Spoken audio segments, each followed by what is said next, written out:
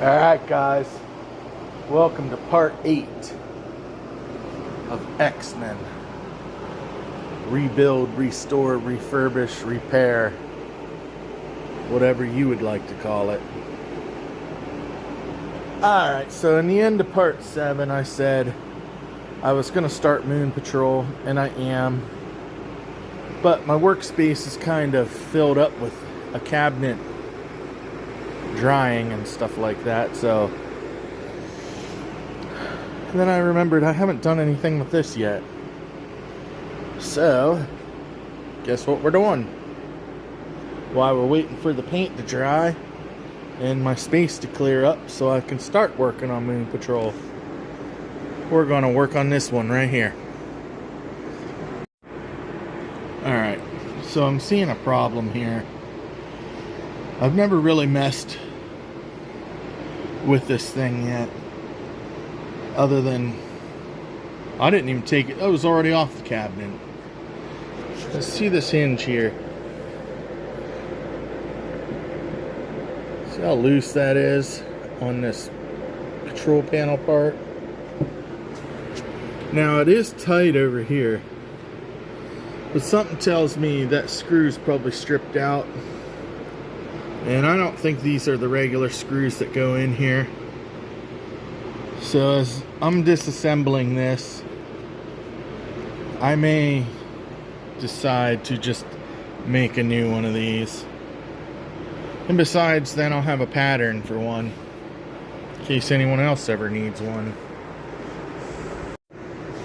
So I've noticed there's 4 holes here, but no joystick hole. 4 holes here with no joystick hole. Is this factory? Looks like there's a hole here.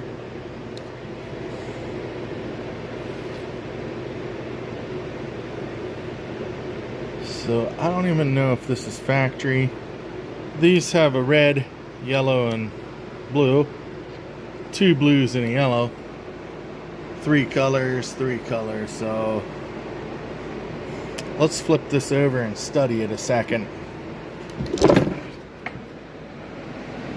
So mutant power is red.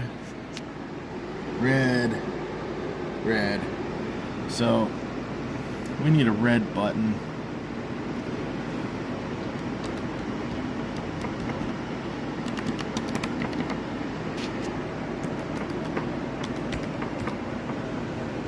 Okay.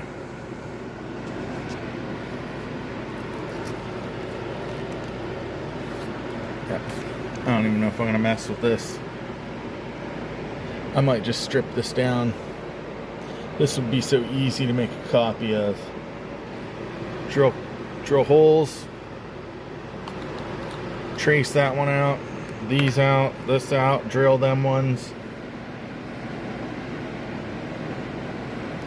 Yeah.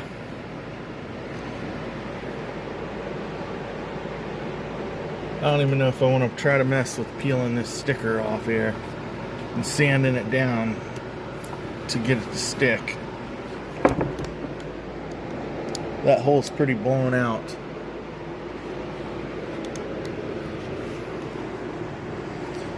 Let me decide. Alright, got all 4 joysticks out. I've never seen joysticks like this before, guys, so don't make fun of me when I say these look like they have the Wiko grommets in them, but they got switches instead of leaf switches, which, I mean, I don't care. This one was super loose. The other ones felt okay. So after I get these off, I'm going to tear them apart and see if they are like Wiko ones, and do some investigating.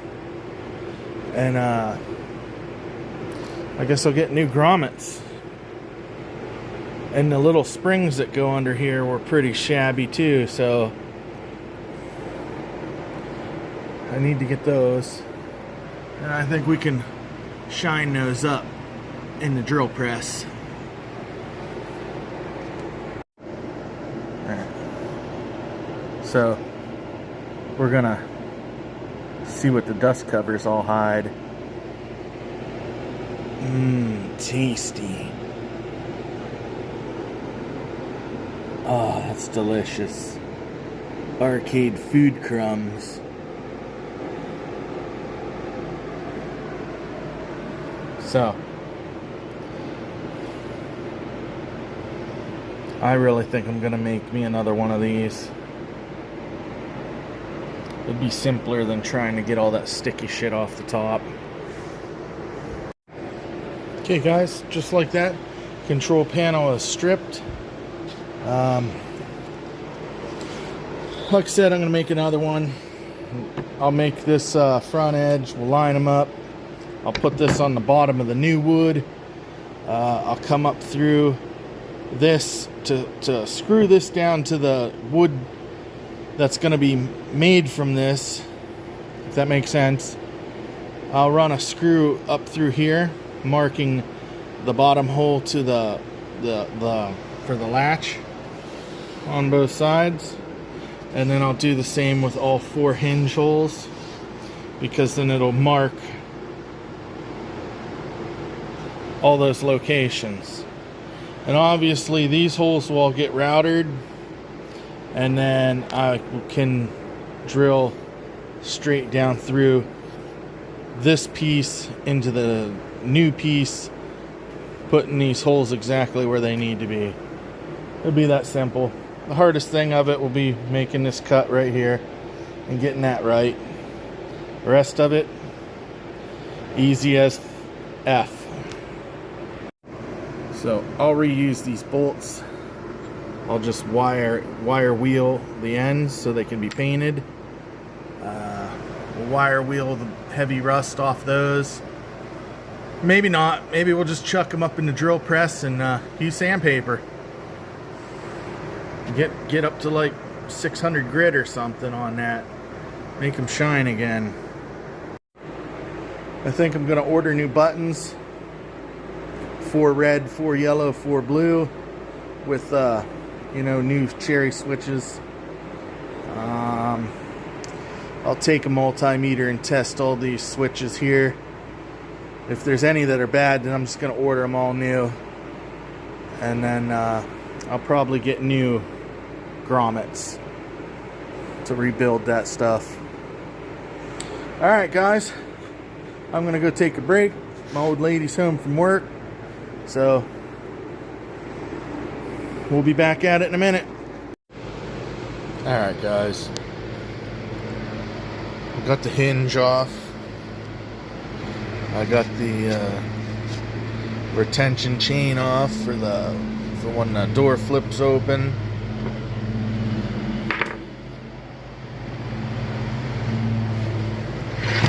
Now I'm going to work on taking off these corner protectors.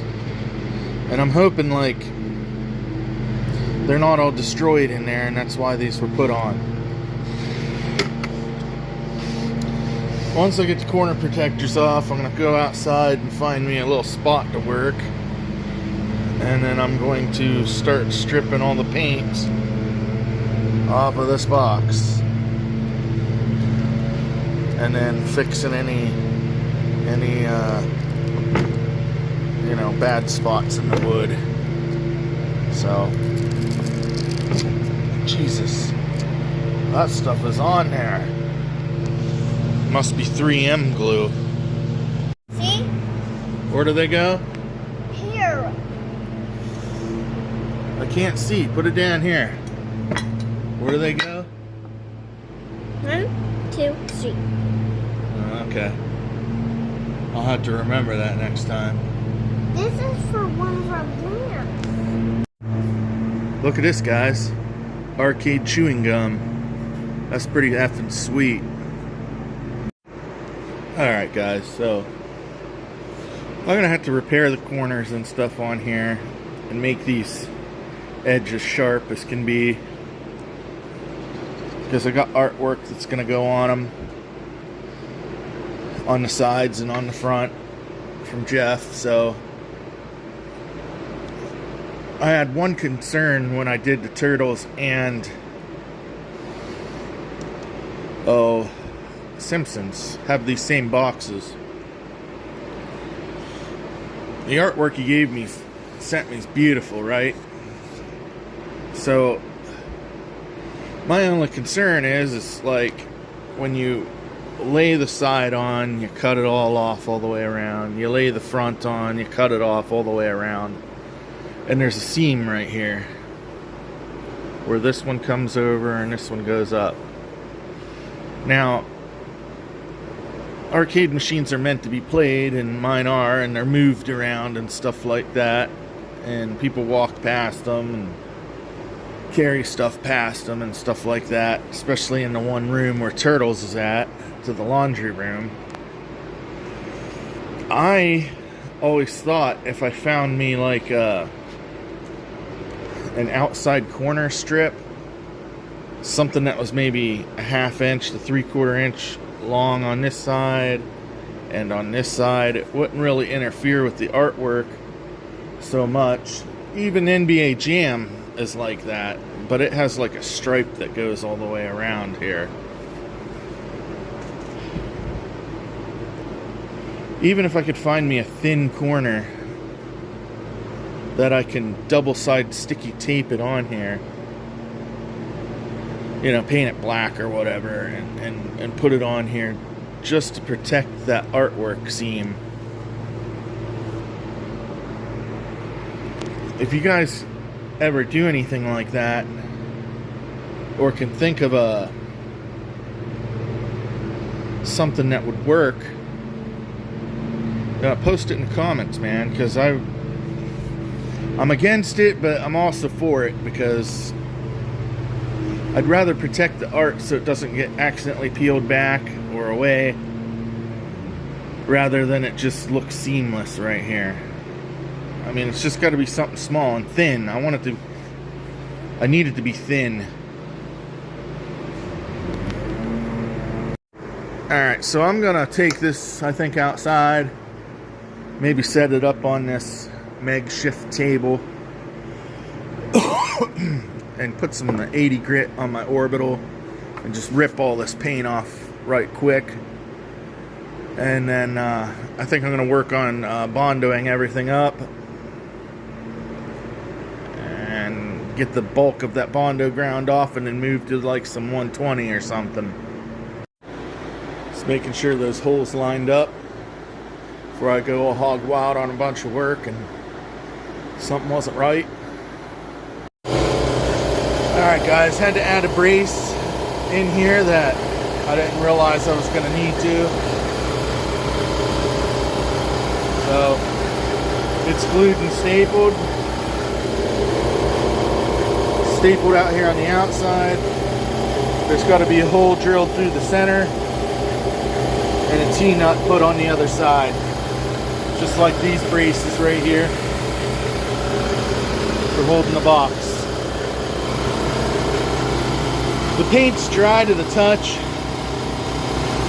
There's no stickiness to it whatsoever. So I really think I'm just gonna sand in here then. If there's any dust that gets on it, it'll wipe off. It's not gonna hurt anything.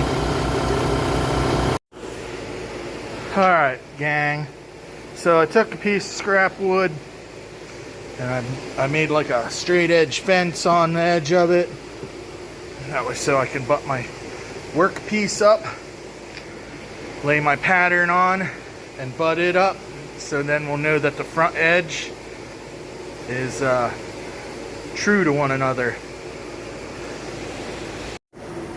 Okay, so here's a little trick I did. We need to know where the brackets go for to latch the panel down. You got 3 holes here.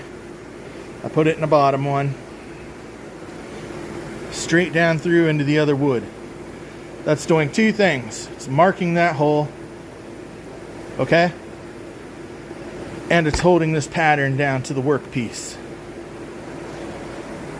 Same thing here. I used this hinge hole and that hinge hole. I didn't use this one out here or this one here. You might say why? Well, why? Because if these two are marked the way they should be, these two will, the outside ones will line up, and guess what? There'll be a virgin hole. So when the hinge gets put on, extra security, right? So now what I'm going to do, guys, I'm going to take this drill bit and I'm going to, in my pattern, my workpiece, and then a backing. Because remember, this is the bottom. This is the bottom. So I'm going to be drilling through the bottom, out the top. So I want a backing here, so I don't bust out. So I'm going to drill all the joystick holes. Then I'm going to take me a half-inch bit or so and drill straight down the center of all these, marking them. And then I'm going to flip it over so the pattern's on the bottom, and then I can put my new bit in my router and you know, cut through my workpiece until I hit the pattern and just trace the pattern all the way around, guys. That's my plan. It is 8:36 p.m. so when I get this done, I'll let you know what time it is. I've probably been working on it, I don't know, 20 minutes so far. You know, because I cut this down, the workpiece down a little bit so it's easier to manage. And yeah, so we'll say we got 20 minutes in this so far. That's me even retrieving my tools. Alright, fellers. It's 8:42. I have all the joystick holes drilled, and I have all the holes marking the buttons and the big joystick holes so the router can plunge. Router bit can go down through. I'm going to go ahead and flip these pieces over now so the pattern is on the bottom, and then we are going to cut from the top. If that makes sense. I'll come on it when it's flipped so you can get an idea what's going on. Okay, so it is now 8:49. I got my workpiece flipped over and I changed out my router bit. As you see, this one's kind of bit toasty. My cousin works at a saw blade sharpening company, so when I get these bits I can give them to him and he gets them sharpened for me as long as they're not too destroyed. So I got my new bit. It's from Harbor Freight, so like I said, it's probably 8:50 now. I'm gonna go ahead and plunge down in that hole, start up my router. It'll probably chunk around a little bit because it's a tight fit, and you know, wobble it around and hone out them buttonholes.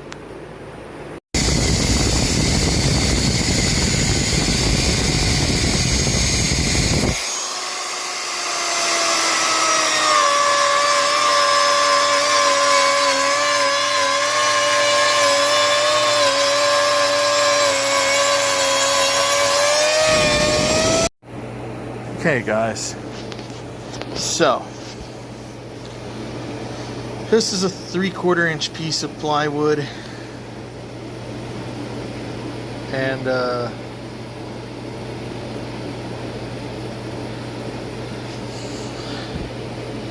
normally if you center this T-molding just right, you can get a little nub of it over one side and a little bit over the other. What I'm trying to do here is put as much as I can up over the top. That way, so when the polycarbonate's on top of this wood, it kind of has a little buffer too. And that means it'll just be flush or just a hair above. But this will be painted black, and I'm going to use this black leather T-molding, so I'm going to just go ahead and cut it like this,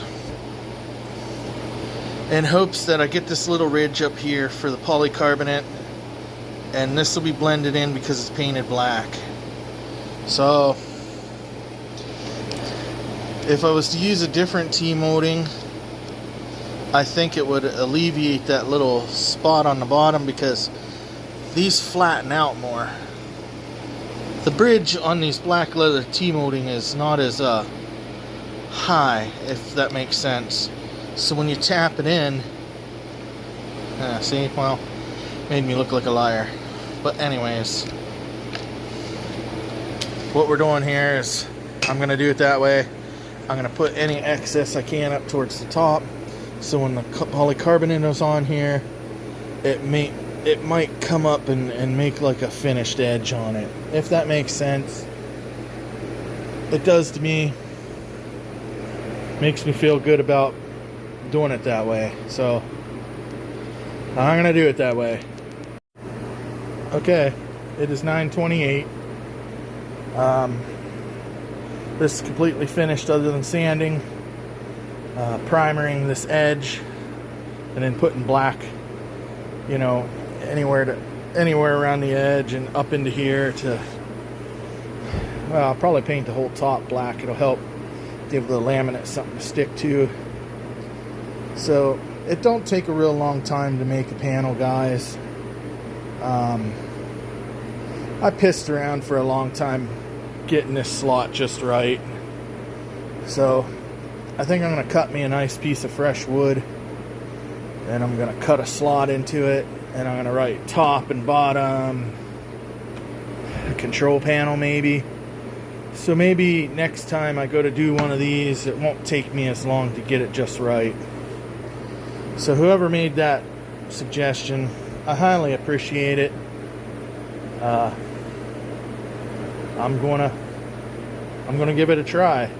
The only thing that concerns me is maybe this wood might swell over time of just sitting around out here. But you know what? It's worth a shot, and I'm gonna do it. Alright, so I got some old automobile primer. So I primered the T-molding edge and pretty much where black paint's gonna go on the bottom side. This stuff dries super fast, so I'm gonna go do something for a few minutes while this dries, and then I'll come back, flip it over, primer the top side real good around the edge like this, and then through the center a little bit just to seal up the wood. Mainly wanting to be heavy within a 3-inch radius all the way around, especially this area where this diagonal cut is, to really seal in that wood. So I'm gonna let this dry. I think I'm gonna go down to the basement to the drill press and spin some handles. Alright guys, so I have this thing set to 750 RPM, so we'll see what it spins like. I got some WD-40 I'll squirt on here. I got some 220 sandpaper. I'm gonna try to take, you know, the rust off here. And then I got some rags and some old crappy old polishing compound here from Turtle Wax. See what we can do. Take a quick look. Alright, so I'm going to chuck up each one, and I'm going to get them clean like this at the 750 RPM with the 220 and WD-40. Okay? Then I'm going to jack up the speed pretty quick so I can do the polishing of the steel and stuff with this rubbing compound, polishing compound, whatever you want to call it. It looks pretty dried out now, but probably a little bit of spit will rehydrate it. Alright, maybe even WD-40 will work. Purple on deck.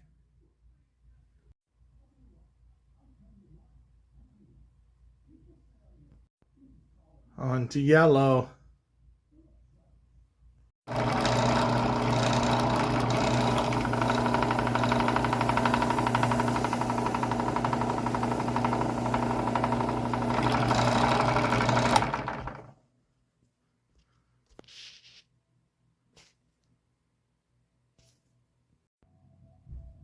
Okay, it wouldn't be fair if I didn't show the blue one.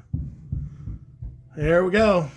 Alright, so a little tip, guys, because I don't know what everybody knows and don't know. Nor do I claim to know everything. But when you're working on a drill press, they make a belt system so you can make it so it drives, but you can also make it so if something gets caught in there, it stops. Just slips the belt. So always remember you can do that on a drill press. At least any that I've seen. Alright guys, so I have went from 760 RPM to 3070. That is so I can build heat between my polish and my rag and my steel, so it'll actually polish it. Just be careful on this plastic at that kind of speed and heat. You know, speed. Using the speed on here and the friction of the rag and the polish will actually make it cut, and it'll get hot. So you can get this too hot and it'll actually melt that plastic. And then you gotta basically sand it to get the crud off and then repolish it.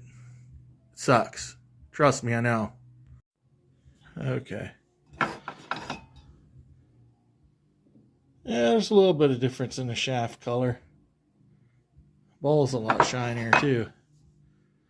Alright, I'm just going to keep polishing and we'll check them all out when they're done.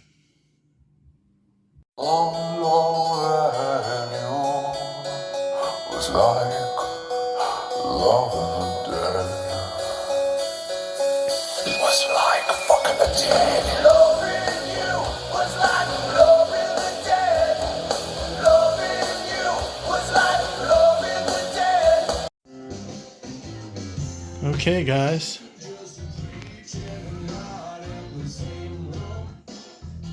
Beautifully polished sticks.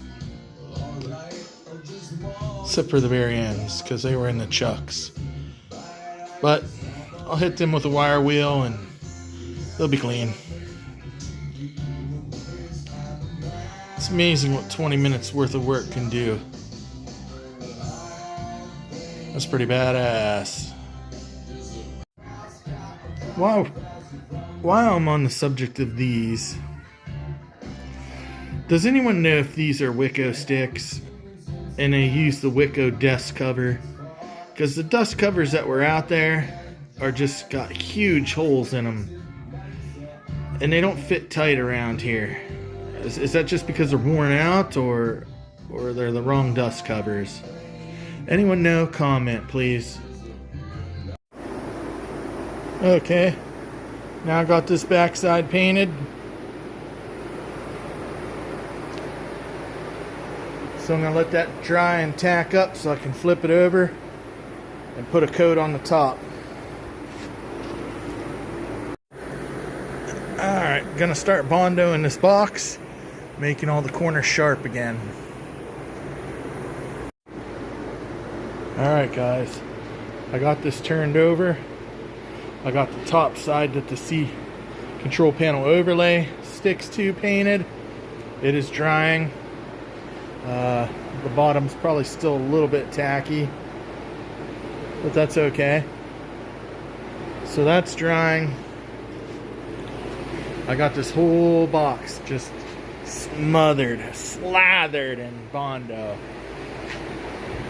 Like, I don't know, at a barbecue. But anyways, I've got so much crap on here that I should be able to grind that down with a heavy grit, finish it with a finer grit, and have the nice sharp corners I'm looking for. If not, I'll have to coat it again with some more Bondo, but being as I actually do have wet paint here, I'm not going to sand this, and this stuff's so thick I'd like to let it dry overnight. So this is part 8 X-Men, rebuild, restore, repair, refurbish, whatever you'd like to call it. If you made it this far, I really appreciate it.